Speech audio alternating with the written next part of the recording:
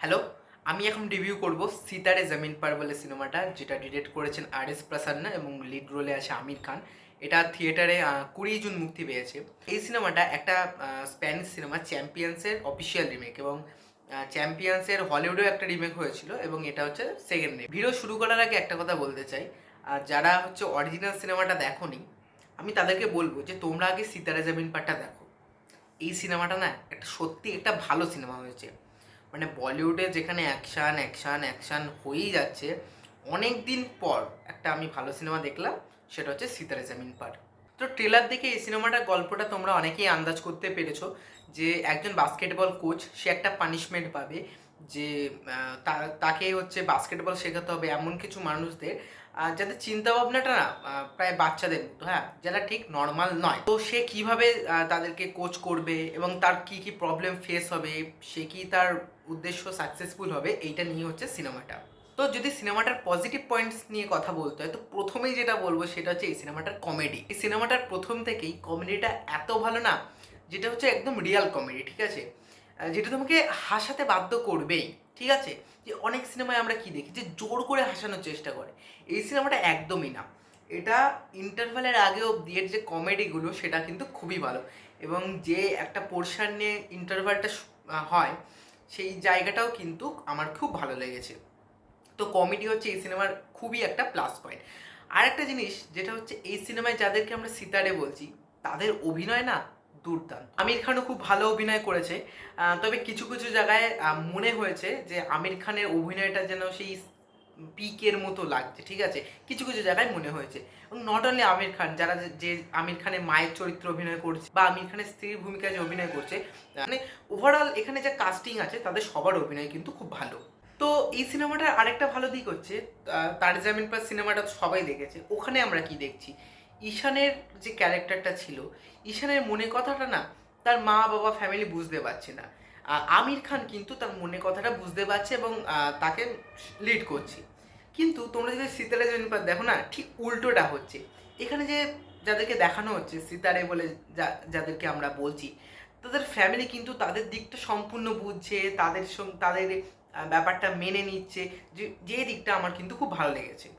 এই সিনেমাটার এন্ডে একটা সুন্দর মেসেজ দেয়, সেই জিনিসটা কিন্তু খুব ভালোভাবে ফুটে উঠেছে, এবং আমির খান যে চরিত্রটা প্লে করছে সিনেমাতে, সেও যেন এই মেসেজটা দ্বারা কিন্তু উপকৃত হচ্ছে। মানে শেষে একটা ডায়লগ আছে যেটা আমার খুবই ভালো লেগেছে, যেখানে আমির খান বলছে যে হাম ইন লোগোं का কোচ নেই হে, এ হামকা কোচ হে। এরকম একটা ডায়লগ আছে যেটা অ্যাকচুয়ালি খুব ভালো লাগে শুনতে। এই সিনেমার ক্যামেরার কাজও কিন্তু খুব ভালো। একটা জায়গা আছে যেখানে বলটা ঘুরে ঘুরে আসছে, ওর সামনে ক্যামেরা, মানে আমি একটা স্পেসিফিক একটা জায়গার কথা বললাম, এছাড়াও ক্যামেরার কাজও কিন্তু খুবই ভালো। এইবার যদি নেগেটিভ পয়েন্টসের দিকে আসি, তবে প্রথমেই যেটা বলবো সেটা হচ্ছে, তো এই সিনেমায় এই যে সিতারে বলে যারা এই বাস্কেটবলটা খেলছে, তারা হচ্ছে এক একটা জায়গা থেকে খেলছে এবং আরও উপরের জায়গায় যাচ্ছে। এটা না পরপর কনস্ট্যান্টলি জিতেই যাচ্ছে, ঠিক আছে, যেটা না তোমাকে ঠিক থ্রিল দেবে না। আমি এটা দেখতে দেখতে ভাবছিলাম যে লাস্ট ম্যাচটা একটু থ্রিল আছে, কিন্তু আগের যে ম্যাচগুলো সেখানে ওরা পরপর জিতেই যাচ্ছে। এবং সিনেমাতে বাস্কেটবল যে আমির খান এদেরকে শেখাচ্ছে না, সেই জিনিসটার ওপর খুব একটা ফোকাস করা হয়নি। আমার মনে হচ্ছে যে ওই ম্যাচগুলোতে একটু থ্রিল রাখলে আরও ভালো লাগতো।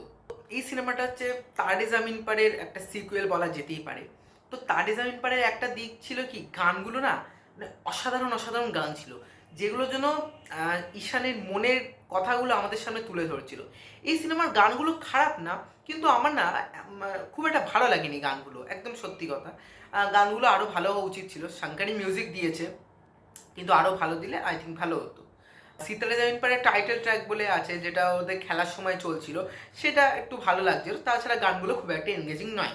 আরেকটা জিনিসের কথা যেটা আমি বলছিলাম প্রথম দিকে, যে আমির খানের অভিনয়টা না এখানে ঠিক সে পিকে বা সিক্রেট সুপারস্টারের মতো লাগবে, কিন্তু আমির খানের অভিনয় একটা জায়গায় আমি স্পেসিফিক বলবো, যে লাস্টে একটা নিউ কোচকে আমির খান একটা কয়েকটা কথা বলবে, সেখানে ও নিজের কান্নাটা চেপে ওর কথাগুলো বলবে, ওই জায়গাটা না তোমার গায়ে কাটা দেবে। বিশ্বাস করো, ওই জায়গাটা তোমার গায়ে কাটা দেবেই। ওই জায়গাটা এত ভালো আমির খান অভিনয় করেছে, কিন্তু কিছু কিছু জায়গায় তার অভিনয়ের দিকটা একটু উইক মনে হয়েছে, বাট সেটা সিনেমাটা এত ভালো না, সেটা ম্যানেজ হয়ে যায়।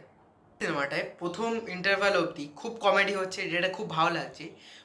ইন্টারভ্যালের পরেই যে ইমোশনটা হচ্ছে না সেটা কিন্তু কাজ করছে, সেটা ওয়ার্ক করছে। কিছু কিছু জায়গায় ইমোশন এমনভাবে আছে যে আপনার চোখ থেকে জল বেরিয়ে আসবে। সিনেমাটার বেশিরভাগ দিকটাই আমার পজিটিভ লেগেছে, কিন্তু কিছু কিছু জায়গা আমার নেগেটিভও লেগেছে। এবং যে থ্রিলের ব্যাপারটা বলছিলাম যে ওরা ম্যাচগুলো পরপর জিতে যাচ্ছে, কোনো থ্রিল নেই, কিন্তু লাস্ট ম্যাচটায় কিন্তু তুমি থ্রিল পাবে।